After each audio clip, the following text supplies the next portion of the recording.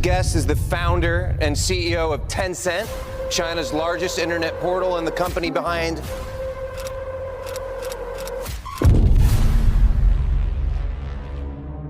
So you are beginning to buy your own property, assets, and stocks.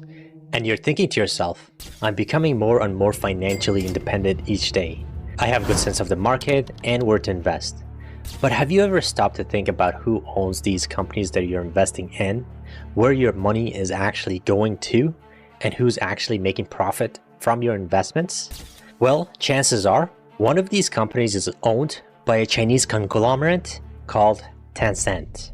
This massive company has its hands in everything, from social media, gaming, e-commerce to AI technology, and even entertainment.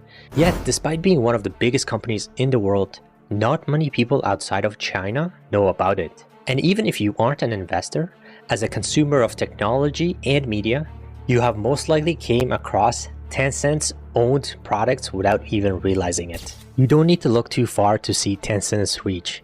Just open your phone. If you use WeChat, the Chinese equivalent of WhatsApp, then you're already using a Tencent product.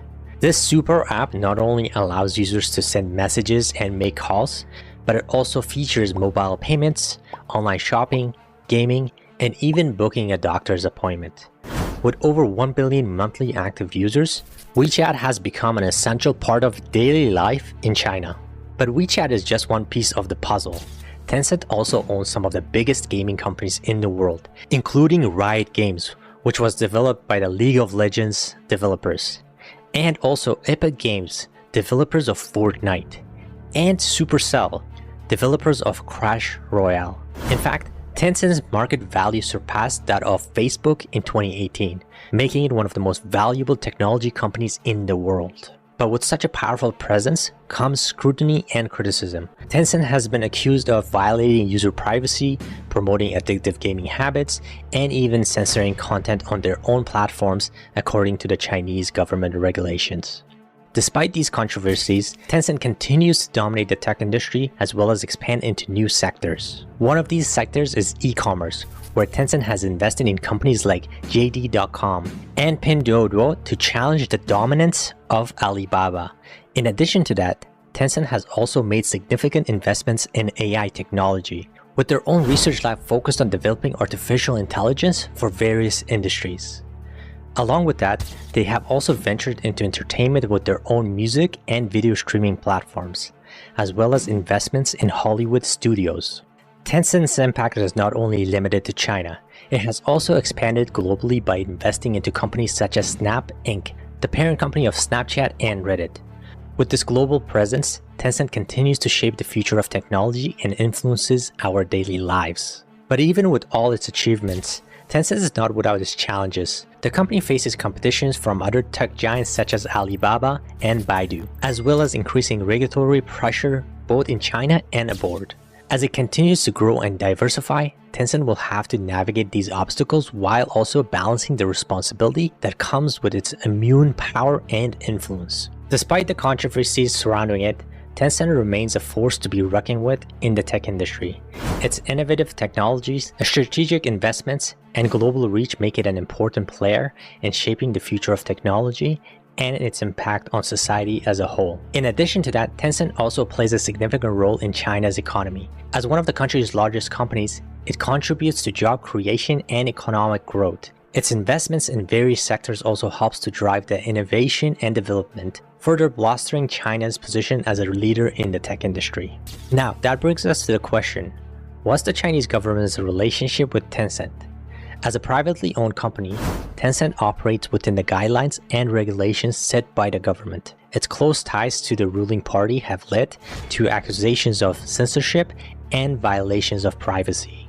Now, to be fair, all Chinese companies have some ties to the CPP, but what makes Tencent unique is that it has been able to be monopolized without interference from the government. This is because some suspect that the CPP has infiltrator in the company, using it as a means of surveillance and control. From monitoring the population and their status during the pandemic, to implementing communist values and propaganda into their games and social media platforms. Tencent is seen by many as a tool for the government to maintain power and influence over its citizens. So we now know that Tencent is like a puppet while the Chinese government pulls the strings.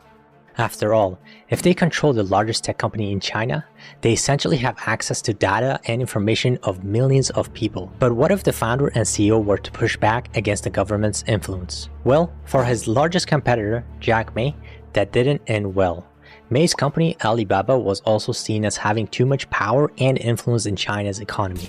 The government stepped in and halted the IPO of Ant Group, a financial technology company founded by Ma, citing regulatory concerns. Jack Ma has been known for his outspoken criticism of the government, and many suspect that this was a way for the CPP to silence him and send a message to other powerful businessmen in China. Pony Ma, the founder and CEO of Tencent, has avoided such criticism and maintained a good relationship with the government. Pony Ma didn't copy his competitors' public criticisms of the government, and instead chose to work closely with them. However, that doesn't mean Pony Ma hasn't copied other business technologies and ideas. WeChat is accused of copying features from popular messaging apps like WhatsApp and Instagram. Tencent's gaming platform has also been criticized for copying elements from other successful games. But before that, OICQ, Tencent's first messaging platform, was accused of copying the Israeli-made messaging app called ICQ. Much like the growth of any social platform, it was slow at first, but suddenly exploded into popularity, becoming the main form of communication for many Chinese citizens. This might seem like a good thing, but the problem was that this business model wasn't sustainable. The cost of adding more servers left the company at the brink of bankruptcy, and without monetization plan, it was only a matter of time before Tencent would collapse. To combat this financial crisis, Pony Ma went to venture capital firms and raised $2.2 million for 40% of the company. This saved Tencent and allowed them to continue growing, eventually leading to the creation of QQ as it needed to rebrand to get away from an AOL lawsuit. After 2 years, the app had 50 million users, and the team began making money through selling virtual goods such as avatars and accessories for their digital identities. This was the beginning of Tencent's monetization strategy, which has now evolved into a multi-billion-dollar business. The story of Tencent is a unique one, with humble beginnings and a rocky start, but it is also a story of resilience and innovation. From copying others to being used by the CCP for censorship and surveillance, Tencent has had its fair share of controversies. However, it can't be denied that Tencent has played a significant role in shaping the digital landscape of China. With its roots being planted in America, what could be next for Tencent? Let us know what you think in the comments below.